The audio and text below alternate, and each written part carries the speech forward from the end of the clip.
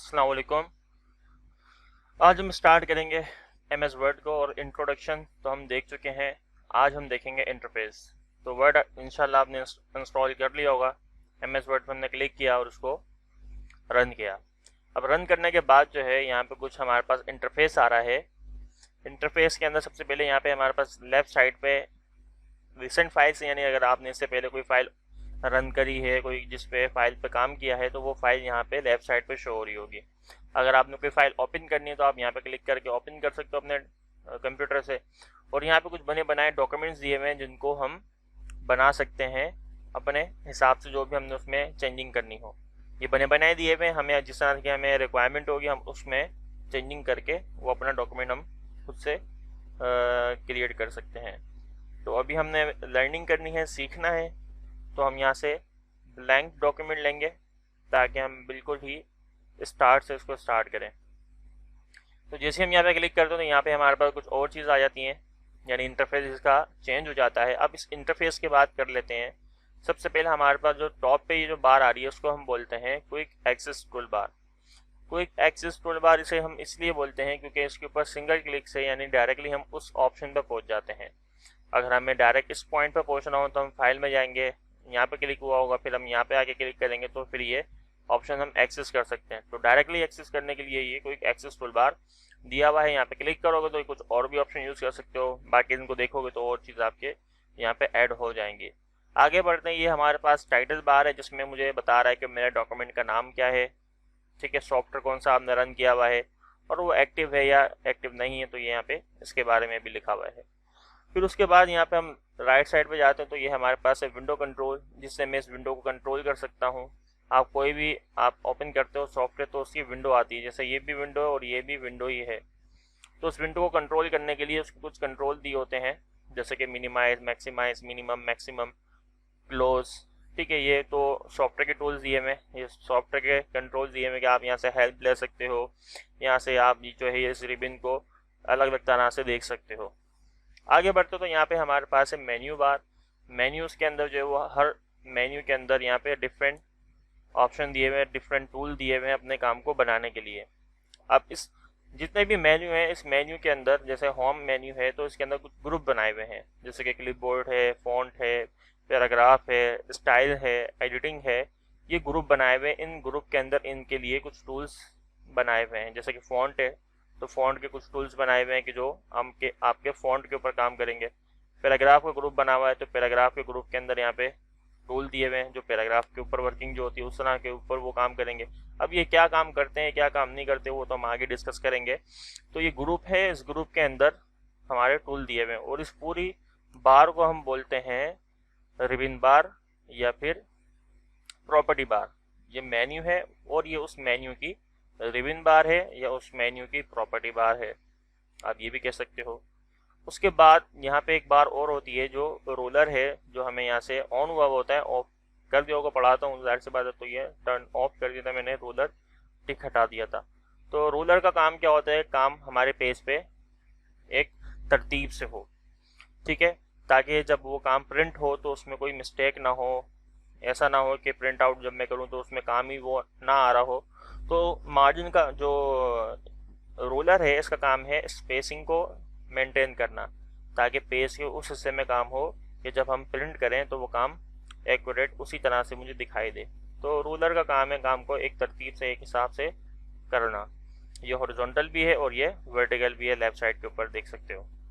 अच्छा, राइट पे चले जाते हैं तो यहाँ पे हमारे पास स्क्रॉल बार है, जिससे मैं माउस का जो स्क्रॉल बटन है आप उसको भी यूज़ कर सकते हो स्क्रॉलिंग करने के लिए, या आप इसके ऊपर क्लिक करके स्क्रॉल डाउन कर सकते हो कि मैंने इस पेज के ऊपर कहाँ कहाँ क्या डेटा लिखा हुआ है मैं उसको रीड करना चाह रहा हूँ। तो आप स्क्रॉलिंग करके नीचे आओगे तो आप नीचे का डेटा रीड कर सकते हो, ऊपर आओगे तो ऊपर का डेटा रीड कर सकते हो। जो ब्लिंक जो हो रहा है ये इसको हम कहते हैं कर्सर। जो ये ब्लिंक हो रहा है आप देख सकते हो, ब्लिंक हो रहा है, ये कर्सर है। जहाँ कर्सर होता है वहीं टाइप होता है। अब अगर कहीं कर्सर नहीं है तो आप टाइप नहीं कर सकते। तो अब आप कुछ भी टाइप करना चाह रहे हो तो आपने सिंपल कीबोर्ड से टाइप करना है तो वो टाइप हो जाएगा। आगे बढ़ते हैं। अब माउस से जो मैं मूव कर रहा हूँ तो माउस मूव करके मैं किसी भी टूल पे आ रहा हूँ तो मैं माउस के ऊपर माउस मूव कर रहा हूँ तो उसके ऊपर जो ये सिंबल आ रहा है ये है पॉइंटर। इस पॉइंटर का मतलब क्या है कि मैं यहाँ पे मौजूद कितने भी टूल हैं जिन पे मैं यूज़ करना चाह रहा हूँ अपने काम के लिए, मैं उन पॉइंट आउट कर सकता हूँ उस टूल को डायरेक्टली अपने माउस के थ्रू। और यहाँ पे जो ये व्हाइट कलर का जो एक बॉक्स बना हुआ आ रहा है, ये हमारा है वर्क एरिया। वर्क एरिया जहाँ पे हम वर्क करेंगे, जहाँ पे हम लिखेंगे, वो वर्क एरिया कहलाता है। अच्छा, बॉटम पे आ जाते हैं। तो बॉटम पे हमारे पास यहाँ पे है कि हम कितने पेज बना लिया है हमने इस डॉक्यूमेंट के अंदर, इस डॉक्यूमेंट में हमने कितने वर्ड लिखे हुए हैं, इस डॉक्यूमेंट के अंदर कोई स्पेलिंग मिस्टेक है या नहीं है। आप 3 तरह के लेआउट यहाँ पे यूज़ कर सकते हो। रीड मूड, यानी अगर आपने सिर्फ पढ़ना है तो आप रीड मूड यूज़ करोगे। प्रिंट लेआउट आप तब यूज़ करते हो जब आप चाहते हो कि मैंने जैसा काम बनाया है वैसा ही उसका प्रिंट आउट होना चाहिए, प्रिंट आउट वैसी हो, तो आप यूज़ करते हो फिर प्रिंट लेआउट को। उसके बाद है वेब लेआउट। वेब लेआउट को हम तब यूज़ करते हैं जब हमें कोई वेब के लिए कोई काम करना हो, जैसे कि वेब के लिए हम कोई आर्टिकल लिख रहे हैं तो वहाँ पे वेब लेआउट यूज़ करके आप उसको यूज़ कर सकते हो, क्योंकि इसमें आपको बड़ी जगह मिल जाती है, ज़्यादा कंटेंट आप लिख सकते हो बनिस्बत प्रिंट लेआउट के। आगे बात समझ में। बाकी जूम में अगर आप करीब से देखना चाह रहे हो अपने पेज को तो आप जूम बढ़ा सकते हो, और अगर आप दूर से देखना चाह रहे हो तो आप मार्जिन और जो जूम है आप उसको माइनस में लेके जाओगे तो ये जूम आउट हो जाएगा। डिफ़ॉल्ट 100% होता है। अगर आप यहाँ पे 100 पे वाले पे क्लिक करोगे तो ये आपको डिफरेंट कुछ जूम सेटिंग्स दिखा देगा कि 75%, 100% टू 100%। पेज विड्थ इस तरह से वो ओके करोगे तो पेज विड्थ हमारे स्क्रीन पे सेट हो जाएगी, जितनी बड़ी आपकी स्क्रीन होगी। टेक्स्ट विड्थ, अगर टेक्स्ट के हिसाब से आप देखना चाह रहे हो तो टेक्स्ट के हिसाब से वो दिखा देगा। तो ये डिफरेंट टाइप है, आप देख सकते हो इस तरह से। तो हम ज़्यादातर 100% पे काम करते हैं। अगर एलसीडी आपकी छोटी है तो 100% आपके लिए बेहतर होगा। अगर एलसीडी आपकी काफ़ी बड़ी है तो फिर आपको थोड़ा जूम करके काम करना होगा। अब टाइपिंग की बात कर लेते हैं। सिंपल, आप कुछ भी टाइपिंग करना चाहते हो। अब टाइपिंग के लिए मैं एक आपको तस्वीर दूंगा, ये आपने टाइप करना है।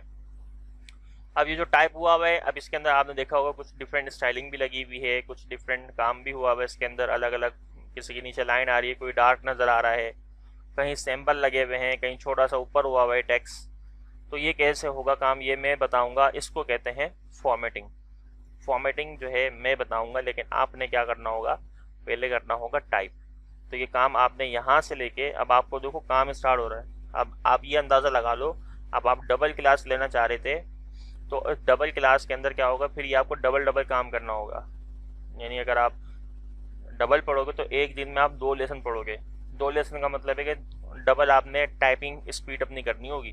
तो टाइपिंग स्पीड आपकी इंक्रीज होगी तो फिर आप डबल पढ़ो, तो आपके लिए बेनिफिशियल होगा, वरना बेकार है आपका डबल पढ़ना, क्योंकि आप काम करोगे हड़बड़ी में, समझ आपको कुछ आएगा नहीं। तो फिर ये देख लो आप, अगर पॉसिबल है मैनेज कर सकते हो तो ठीक है, नहीं तो फिर जिस तरह से आप स्टडी कर रहे हो उसी तरह से आप स्टडी करो।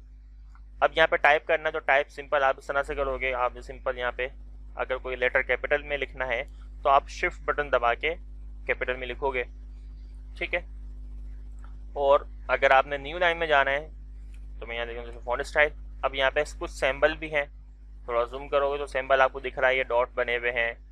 और मैं ऑन स्क्रीन कीबोर्ड ऑन कर लेता हूँ ताकि आपको दिखा भी सकूँ, ठीक है। कीबोर्ड हमारा इसी तरह से दिख रहा होता है। तो अब मुझे ये सिंबल चाहिए, डॉट लगे हुए हैं, तो ये डॉट आपके पास इस वाले कीबोर्ड, जो भी आपका कीबोर्ड है यहाँ पे ये सिंबल है, ये ऊपर वाला है। तो आप क्लिक करके दबाओगे बटन तो नीचे वाला आएगा, शिफ्ट दबाओगे, अगर मैं देखो अभी शिफ्ट दबा रहा हूँ तो ये ऊपर वाले हाईलाइट हो जाएंगे, तो ये ऊपर वाला आ रहा है। तो इसी तरह ये ब्रैकेट बना हुआ है, ये 9 पे बना हुआ है, तो शिफ्ट दबाओगे 9 प्रेस करोगे तो ये 9 नहीं आएगा, फिर क्या आएगा, ब्रैकेट आएगा। फिर ये सीधी लाइन आ रही है तो सीधी लाइन आपके पास ये रही, इधर शिफ्ट दबा के दबाओगे तो ये सीधी लाइन आ जाएगी। तो कीबोर्ड के ऊपर ये तमाम सिंबल मौजूद हैं। अगर कोई सिंबल नहीं मिले तो ऑन स्क्रीन कीबोर्ड देख लेना, या कीबोर्ड को ही देख लो कि कीबोर्ड तो आपके पास होगा, तो कीबोर्ड के ऊपर ही देख लेना। अगर कीबोर्ड का लुक इस तरह से है तो आपके पास ये इस तरह से आएगा। अगर आपके पास कीबोर्ड कुछ डिफरेंट स्टाइल का है तो फिर ये सिंबल आगे पीछे होते हैं, ठीक है। स्टैंडर्ड जो है वो यही कीबोर्ड होता है। बाकी अगर सिंबल आपके आगे पीछे हैं तो फिर इसको फॉलो कर लेना। ऑन स्क्रीन कीबोर्ड को विंडो 7 में भी है, विंडो 10 के अंदर भी मौजूद है। अब ये आमने सामने यहाँ पे जो लिखा हुआ है, आमने सामने जो लिखा हुआ है ये आपने नहीं लिखना, आपका काम जाएगा दूसरे पेज पे, तो आपने दूसरे पेज पे ही काम लेके जाना है। यानी जब आप टाइप कर लोगे तो ये दूसरे पेज पे काम चले जाएगा, तो आपने दूसरे पेज तक काम जाने देना है। अब दूसरी लाइन में आने के लिए हम क्या करते हैं, इंटर करते हैं कीबोर्ड से। मैं ऑन स्क्रीन कीबोर्ड भी रख देता हूँ ताकि आपको पता हो मैं कौन कौन से बटन प्रेस कर रहा हूँ। थोड़ा सा उसको बड़ा कर लेते हैं। ठीक है, मैंने लिखा फ़ॉन्ट स्टाइल। फ़ॉन्ट स्टाइल लिखने के बाद मैंने शिफ्ट बटन दबा के ये आ गया मेरा कॉलन, इंटर किया तो यहाँ पे स्पेस आ रहा है। अच्छा, ये यहाँ पे दिखा नहीं रहा क्या? एक मिनट, नहीं दिखा। तो मैंने यहाँ इंटर किया, नहीं इंटर की इंटर आ गया, इंटर किया मैंने तो ये नीचे आ गया मेरा कर्सर। अब इसी तरह से अगर मैं कुछ और भी लिखना चाह रहा हूँ तो मैं लिख सकता हूँ, लेकिन लाइन के दरमियान में गैप आएगा। जितनी दफ़ा मैं इंटर करूँगा लाइन में ये गैप आ रहा है और ये गैप आएगा, ठीक है। लेकिन यहाँ पे क्या है, दो लाइनें मिल के लिखी हुई हैं और उसके बाद नीचे गैप आ रहा है, फिर दो लाइनें मिल के लिखी हुई हैं, फिर एक गैप आ रहा है। तो हम जब भी काम करते हैं तो ये याद रखिएगा, हम काम करते हैं नॉर्मल के बजाय नो स्पेस के ऊपर।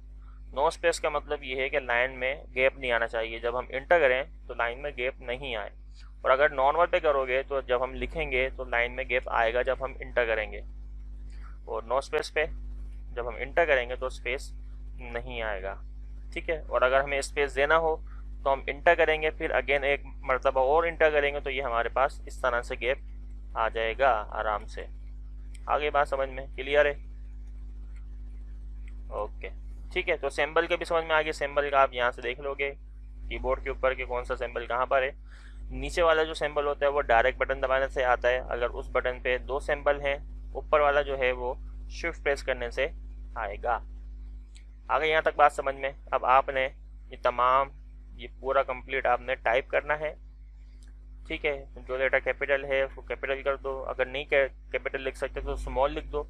जो छोटा हुआ है उसको वैसे ही लिखो जैसे नॉर्मल टाइपिंग करनी है। बस गैप का ख्याल रखना, गैप होना चाहिए, और सिंबल का ख्याल रखना कि सिंबल सही लगा हुआ होना चाहिए। स्पेस का ख्याल रखना कि स्पेस होना चाहिए।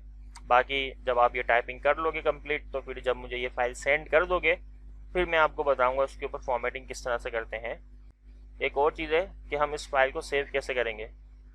फाइल को सेव करने के लिए हमें करना ये होगा कि मिसाल के तौर पे हम ये टाइप कर लें तो हमें काम को सेव भी करना है। कंट्रोल एस करेंगे कीबोर्ड से, या आप फाइल में जाओगे और यहाँ पे लिखा हुआ है सेव, तो ये अभी डायरेक्टली जाएगा सेव एस के ऊपर। तो हमने एक पॉइंट आउट भी मिस किया था। पॉइंट आउट जब हम स्टार्टिंग वाली प्रेजेंटेशन देख रहे थे उसमें क्या था, सेव एंड सेव एस। उसमें हमने ये स्किप किया था। मैंने कहा था कि जब हम किसी सॉफ्टवेयर पर काम करेंगे तो मैं इसको बताऊंगा कि सेव और सेव एस होता क्या है। तो सेव और सेव एस का मतलब ये है, सेव एस के अंदर हम बताते हैं कि फाइल किस जगह पर सेव हो, और ये फर्स्ट टाइम होता है सेव एस के कहाँ सेव करना है, क्योंकि अभी हम बिल्कुल न्यू डॉक्यूमेंट पर काम कर रहे हैं। इसकी कोई डेस्टिनेशन नहीं है, ये काम सेफ नहीं है। तो अगर मैं सॉफ्टवेयर क्लोज करूँगा ये मेरा काम लॉस हो जाएगा। तो उस काम को मैं सेव करूँगा, महफूज करूँगा। तो कंट्रोल एस कीबोर्ड से करोगे।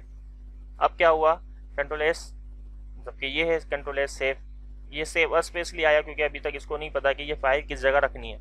तो हमें अपने कंप्यूटर में रखनी है, तो ब्राउज करके मैं बताऊंगा कि किस जगह पर रखनी है। तो मैं डी ड्राइव के अंदर, आप जितनी भी आपके पास ड्राइव है, मेरे पास 4 ड्राइव आ रही हैं, तो आप अपनी जिस भी ड्राइव में जाओ, जैसे मैं डी ड्राइव में चले जाता हूँ, डी ड्राइव में जाने के बाद आपने अपने फोल्डर बनाना है अपने नाम से, जो भी आपका नाम होगा वो आप यहाँ पे बना दो। मैंने एग्जाम्पल ले लिया। नाम लिखने के बाद इंटर करोगे, फिर दोबारा इंटर करोगे, फाइल ओपन, फोल्डर जो है आपको ओपन हो जाएगा। अब आपने यहाँ पे नाम बताना है फाइल का, कि फाइल का नाम क्या है। तो फाइल क्या है हमारी, फॉर्मेटिंग है। तो मैंने यहाँ कहा फॉर्मेटिंग, ठीक है। जो हमारा टॉपिक है वो फॉर्मेटिंग का है, तो आप फर्स्ट लेटर कैपिटल कर दो। फॉर्मेटिंग मैंने यहाँ पे लिख दिया, और मैं यहाँ पे करता हूँ सेव पे क्लिक। सेव पे मैंने जैसे क्लिक किया, क्या हुआ कि मेरी जो फाइल है वो सेव हो गई। एक लोकेशन मैंने बता दी, उस जगह पे सेव हो गई। अब अगर आप कोई नया काम करते हो, ठीक है, तो ये आपने 2 लाइन लिखने के बाद ही ये वाला काम करना है जो मैं अभी बता रहा हूँ। उसके बाद आपने आगे काम लिखा, और आगे काम लिखने के बाद आपने दोबारा कंट्रोल एस किया। कंट्रोल एस करने से क्या हुआ, अब उसने नहीं पूछा कि फाइल कहाँ सेव करनी है, क्योंकि इसको पता है कि फाइल किस जगह पर मौजूद है। तो उसने क्या किया, उसी फाइल के अंदर ये तमाम काम को अपडेट कर दिया। तो फ़र्क क्या है सेव और सेव एस के अंदर। सेव एस में हम बताते हैं कि फ़ाइल किस जगह पे सेव होगी, वो लोकेशन हमें बतानी पड़ेगी। और सेव के अंदर क्या होता है कि जब आपने सेव एस कर दिया होगा, यानी फाइल को सेव कर दिया होगा, तो वो उसी फाइल पे डेटा को अपडेट करती रहेगी ताकि फाइल का काम उसमें जाता रहे। आगे मेरी बात समझ में। तो ये डिफरेंट है सेव और सेव एस का। सेव एस में हम बताते हैं लोकेशन, फाइल किस जगह सेव होगी, जब वो हम बता देते हैं, ये फर्स्ट टाइम होता है। उसके बाद हम सेव यूज़ करते हैं ताकि जिस जगह हमने फाइल सेव करी है उस जगह पे जो हम उस फाइल में नया काम कर रहे हैं वो जाके सेव हो जाए। हाँ, अगर आप ये करना चाह रहे हो कि मैंने जहाँ तक काम लिखा वो एक अलग फाइल बन जाए, उसके बाद जो मैं काम करूँ वो एक अलग फाइल बन जाए, तो उसके लिए फिर आपको दोबारा, अब कंट्रोल एस करोगे तो सेव एज नहीं कहेगा, तो फिर आपको जाना पड़ेगा सेव एज करने के लिए खुद दोबारा। फिर आप दोबारा बताओगे कहाँ सेव करना है, उसका नाम दूसरा बताओगे, सेव करोगे, वो काम सेव हो जाएगा। तो आई होप सेव करने का भी तरीका पता चल गया है, टाइपिंग का तरीका भी पता चल गया है, सिंबल का भी तरीका पता चल गया है।